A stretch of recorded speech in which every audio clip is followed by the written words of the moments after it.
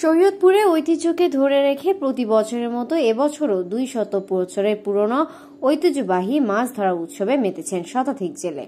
দিনব্যাপী এমন দৃশ্য আনন্দ উপভোগ করতে পুকুরের চারপাশে ভিড় করেছেন হাজারেরও অধিক দর্শনার্থী ও ক্রেতা। ডামুডা থেকে শফিকুল ইসলাম সোহেলের পাঠানো ভিডিও চিত্র নিয়ে বিস্তারিত প্রতিবেদন।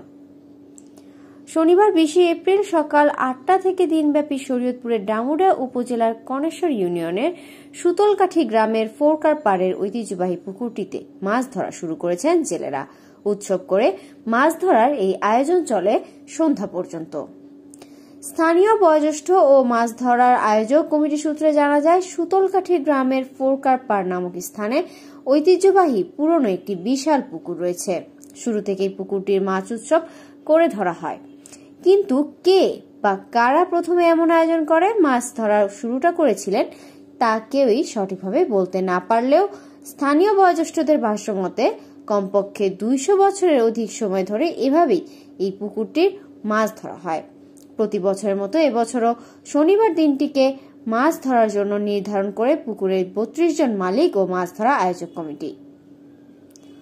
মাছ ধরার সময় নির্ধারণ হওয়ার পরে গত কয়েকদিন ধরে বিভিন্ন উপজেলায় জেলে এই দিঘিতে 200 বছর আগে থেকেই মাছ ধরা হয়। তো আজকে আমি অনেক দূর থেকে সেই বালাখানা থেকে ডামুডাতে আসলাম এই উৎসব মুখস্থ বলে আমরা আশা করি আপনারা এসে আমাদের সাথে আনন্দ উপভোগটা আপনারাও শেয়ার করবেন। পুকুরের চারপাশে ভিড় করেছেন বিভিন্ন উপজেলার প্রায় 3000 দর্শনার্থী ও ক্রেতা। জেলেদের জালে বড় কোনো মাছ ধরা পড়লেই পুকুরের চারপাশ থেকে এসব দর্শনার্থী ও ক্রেতারা জয়ধ্বনি করে আনন্দ প্রকাশ করেছেন। মাছ ধরে বিক্রির এমন উৎসবকে কেন্দ্র করে পুকুরের এক প্রান্তে বসেছে অস্থায়ী মেলা।